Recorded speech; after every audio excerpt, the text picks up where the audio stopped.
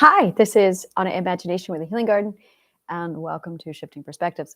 So, I'm currently working out, I'm creating the worksheet. I'm doing the PDF worksheet that breaks down everything as far as the balance and the how to determine and define your abstract reality. How to define your abstract reality. That's the worksheet I am working on right now. And this is going to be a printable PDF available on my website. Link is down below. And I had this really articulate way of finally saying this. When we think of balance, we think of two scales.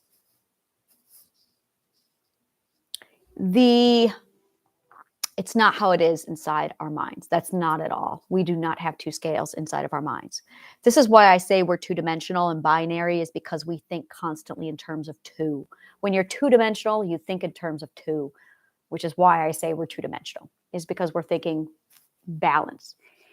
Imagine, no, not two scales and not three scales. It's actually 1, 2, 3, 4, 5 scales. It's 5 scales. It is your identity, your ethics, your beliefs, your logic, and your perspective. And it's these 5. It's imagine there is a point in the center. Everything is about integration, because integration is balance. So that every one of these must be equal. And you're actually balancing what you want with what is ethical, with what is logical, with what you believe, with what is the material plane. Yeah, what is. So you also have the physical plane here. Your observations of what is. And when all 5 of these pieces come into balance, now you've got this massive thing that's balancing. And this is why we have cognitive dissonance, is because we are basically, what we think cognitive dissonance is here's normal and here's mental illness. And so we're thinking in these terms. And it's not that at all. It is, you need to know what you want. You need to know what is ethical, and you need to have your logic, and you have to have your beliefs, and you have to have your reality, your physical reality. When these 5 things are all balanced, then there's no cognitive dissonance. And cognitive dissonance occurs when one of these things is out of alignment, if you have alteration, if you're not calibrated. Cognitive dissonance occurs when you are not calibrated to these 5 points on the scale. And that is what is leading into a lot of mental illness. All mental illness comes from cognitive dissonance. All cognitive dissonance comes from an imbalance of these 5 points. They must be equal. Your authority is the point of relativity. Everything requires a point of relativity. And that is, in this case, your identity. If she is not defined, then you're not going to have any point with which to make additional references. Everything is compared to your identity. She is the stable boom in that center. So then your ethics and your logic, both of those basically guide her to make sure she stays ethical. Your intuition is the end point, where you are going. That is your destination in relativity to your identity, your ethics in relativity to your identity, and your logic in the overall how you conclude and formulate and make sure all of this is aligned and balanced. It is the formation of your beliefs. Your beliefs are defined and created by, let me go back over to this particular formula. They are defined, they should be defined by who you are now, not in the past, who you are now, your current identity point of relativity, with your ethical rate of growth, your ethical perspective, where you are with your ethics, and also your current observations of your current and present situation. That forms your beliefs. Where a lot of trauma comes in from, a lot of limiting beliefs come in from, is we are not taking into account our ethical rate of growth. Therefore, we assume it is an assumed belief an assumed belief that A, we do not change, B, we do not learn, and C, we cannot grow. That is the problem with the current formula that most people use, is it assumes the belief that we do not change, we do not learn, we cannot grow. Therefore, it removes the variable, the important, the primary variable. It's such a vital, I'm going to say vital, the vital variable that we change, grow, and learn over time. It literally removes the vital variable that we change, grow, and learn over time. So instead, what most people practice is they take their past observed experience Y.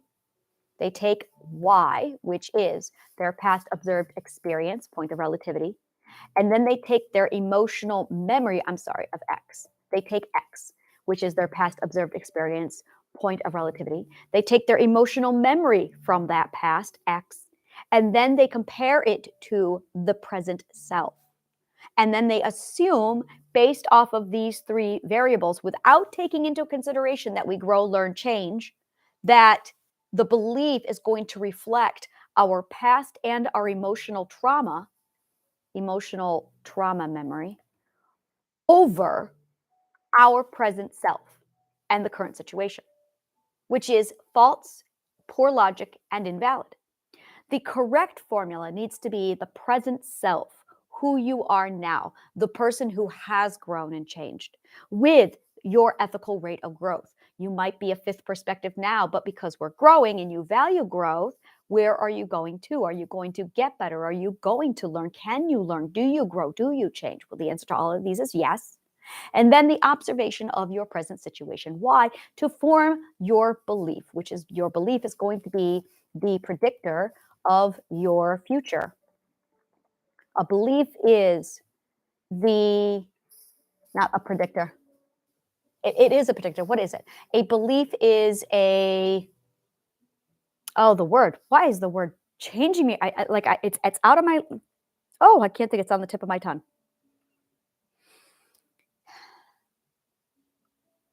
Hypothesis of the future? Conclusion. Oh, come on, chess. It's a chess term. Predictor. Let's say predictor of your future. It is the most likely predictor of your future. That is what a belief is. It is the thing that, and based off of that predictor, that gives you hope or hopelessness, hope or discouragement, quite literally, hope or discouragement. Discouragement in the case of toxic beliefs. So when you start to really take all these into account, discouragement, there we go. When you start to take all of these into account and you start to look at the scale differently with these 5 variables where they all have to be balanced with I would say more specifically, the identity is in the center and that she's the stick. And then you've got these 4 variables that all have to be balanced around her. That truly is actually the graph I see, is you have identity as this solid point of relativity. And that is the defined self. And then you have all of these scales that are part of this. And one of those scales is the ethics. Then the other scale is the logic. Another scale is the beliefs. And the other scale, ethics, beliefs, logic, is your observations. And is your, I'm going to say, your physical reality. Your physical reality. And you have cognitive. So let me see if I can, there you go. So that's the graph. That's it right there. So you have your physical reality, your beliefs, your logic, and your ethics. And all of those are on a very fine point of 4. That's your abstract reality. So it's literally a balance of your abstract reality with your physical reality, all centered and defined by your identity. And your beliefs, every one of these has components to it. For instance, the components of logic is the overall assessment. And then your ethics, well, that's going to be your 12 ethical perspectives. And then you have your physical reality, which is the components of your you of I and your they of I. That is your reality.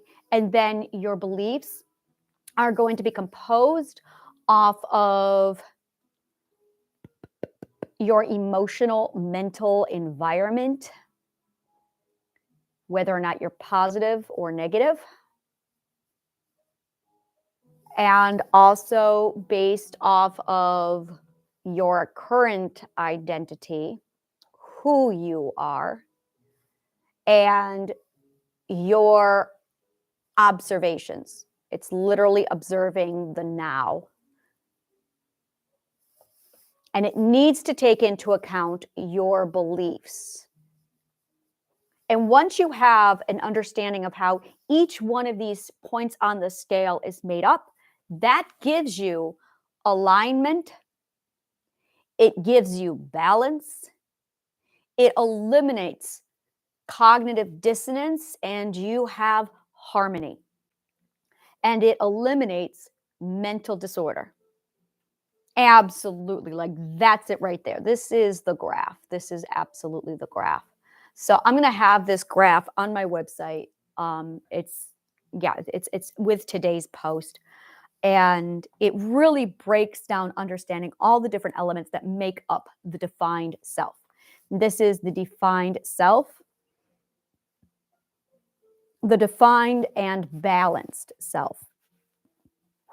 And then also you have your abstract reality. And when you realize and define your defined abstract reality, the more you define your abstract reality, the better you can navigate it, the more in control you are, the more freedom you have. Freedom is also part of identity. Yeah, this is all starting to come together like it's a summation. This is the summation. That is your name. It is the summation with which to comprehend.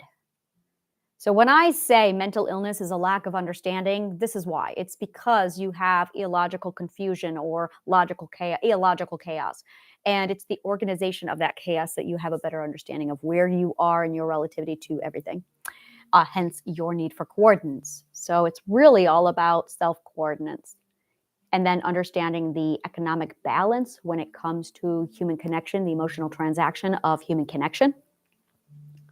And then, so it's your coordinates, it's your economic, and then it's your story health.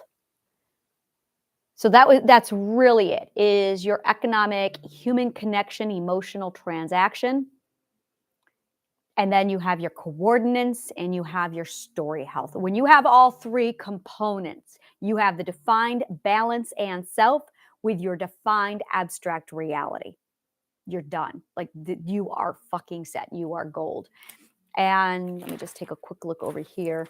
Your acts, your behaviors, and your words, that's all part of the self. That's back to self-definition. So yeah, that really truly summarizes it all. And then there's like this trajectory of a timeline. It's literally defining your timeline. That is your story health, is your defined timeline. And the more gaps and miscomprehension you have, the more deceit, lies, misunderstanding, that's going to really rip apart your story health. By not knowing the self, you're not going to have defined coordinates. By not understanding economics with how they influence the emotional transaction of human connection, you're going to feel isolated. But you can't do that until and unless you have coordinates, which all comes back down to, again, defining your physical reality. And understanding how all of this is defined off of the self. A lot of people don't have a solid defined self. So suddenly you have a broken, imagine this is a carousel. This is, oh, that makes so much sense. Easter egg. Oh, big Easter egg for me. Oh. Oh, when you walk through a storm, hold your head up high and don't be afraid of the dark. At the end of the storm, there's a golden sky and the sweet silver song of a lark. Walk on through the wind, walk on through the rain, though your dreams be tossed. Walk on with hope in your heart, and you'll never walk alone. You will never walk alone. I see. Carousel. So, yeah, this graph is going to be available on my website on today's thing below. So I will be plugging that in shortly. Thank you so much, and may the kindest of words always find you.